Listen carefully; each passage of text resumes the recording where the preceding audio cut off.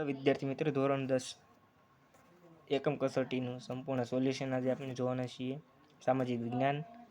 ગરીબી રેખાનો ખ્યાલ સૌ પ્રથમ કોણે આપ્યો હતો? જો બ્યોડ વ્યોરો છે જેણે આપ્યો હતો. ભારતમાં સૌથી વધુ ગરીબીનું પ્રમાણ ધરાવતું રાજ્ય કયું છે? તો છત્તીસગઢ છે જે આવશે.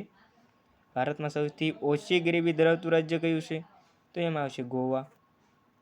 મહાત્મા ગાંધી રાષ્ટ્રીય ગ્રામીણ રોજગાર બાંહેધરી યોજનાનું ટૂંકું નામ શું છે? તો એમાં આવશે મનરેગા. આંતરરાષ્ટ્રીય કક્ષાએ શ્રમિકોનું એક દેશમાંથી બીજા દેશમાં સ્થળાંતર થાય છે તેને શું કહે છે? તો તેમાં શ્રમની આંતરરાષ્ટ્રીય ગતિશીલતા કહે છે. દેશની મુખ્ય આર્થિક સમસ્યા કઈ છે? તો ગરીબી, ભૂખમરો, બેરોજગારી છે. ભારતના કયા રાજ્યોમાં બેરોજગારીનું પ્રમાણ ઊંચું જોવા મળે છે? કેરળ, બિહાર, પશ્ચિમ બંગાળ, ત્રિપુરા, ઉત્તર પ્રદેશ. બેરોજગારી નિવારણ માટે શિક્ષિત બેરોજગારી નોંધણી કરતી સંખ્યા કઈ છે? રોજગાર વિનિમય કચેરી. ઉદ્યોગ સાહસિકોને નવો ધંધો શરૂ કરવાના માટે કઈ યોજના અંતર્ગત સસ્તી લોન મળે છે? મુદ્રા લોન. ઓછામાં ઓછું માધ્યમિક શિક્ષણ મેળવ્યું હોય અને જે વ્યક્તિ બેરોજગાર હોય તો તેને કઈ પ્રકારની બેરોજગારી કહેવાય? શિક્ષિત બેરોજગારી કહેવાય છે.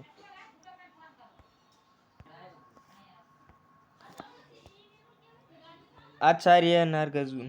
તો એમાં આવશે બી. પછી છે બ્રહ્મગુપ્ત. એમાં આવશે સી. ગુરુત્વાકર્ષણ નિયમ નિષેધ વરાહમિહિર.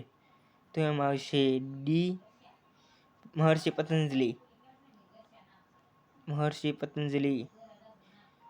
તો એમાં આવશે એ. આચાર્ય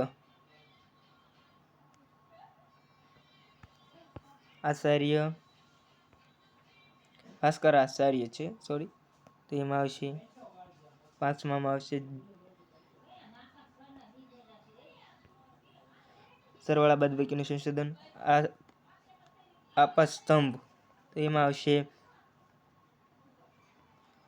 વૈદિક યુગનો માટેની વેદીઓનું પ્રમાણ શકમુનિ. તો એમાં આવશે કાલગણના આર્યભટ્ટ. તો એમાં આવશે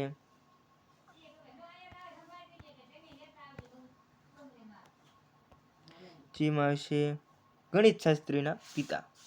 પછી છે વાત્સ્યાયન. તો એમાં આવશે કામસૂત્ર. હવે છે ખરા ખોટા. ધાતુ શિલ્પ બનાવવાની પરંપરા 10મી અને 11મી સદીથી વિકાસ પામી છે. તો એ આવશે રાઈટ એટલે કે ખરું. જળ સંસાધન છે તેનો સીધો સંબંધ સમગ્ર જીવસૃષ્ટિ સાથે જોડાયેલો છે. તે પણ સાચું આવશે.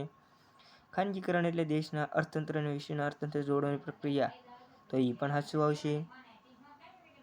વિજય સ્તંભને વરસાદ, ટાઢ કે તડકામાં વર્ષો સુધી રહેવાથી કાટ લાગ્યો છે. તો એ આવશે ખોટું. પૃથ્વી પોતાની ધરી પર ફરે છે તથા ચંદ્રગ્રહણનું સાચું કારણ પૃથ્વીનો પડછાયો છે જેનો વિદ્વાન અજરભર નામથી સંબોધતા હતા. તો એ આવશે ખરું.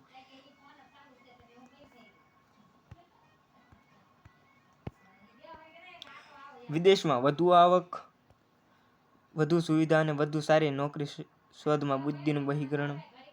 ખાલી જગ્યાએ આંતરરાષ્ટ્રીય સ્તરે સ્થળાંતર. તો બ્રેડ ડ્રેઇન. વપરાશથી જીવન જરૂરિયાતની વસ્તુઓ જાહેર વિતરણ પ્રણાલી હેઠળ કયેલી જગ્યા દ્વારા રાહદારી આપવામાં આવશે. તો એમાં આવશે વ્યાજબી ભાવની દુકાન.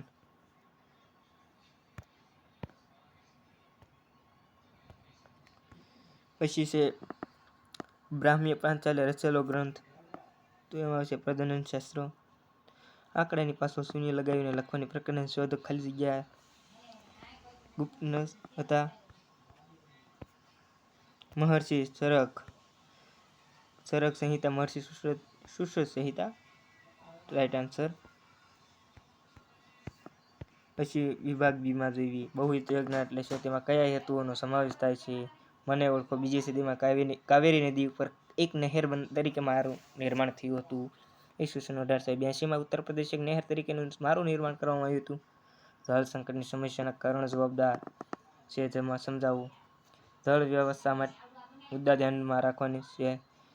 બેડજ ગામના લોકોને પોતાના ગામની પાણીની સમસ્યા કેવી રીતે ઉકેલી? 4 મુદ્દા લખો. વિશ્વ વ્યાપાર સંગઠનના સંસ્થાનો પરિચય આપો.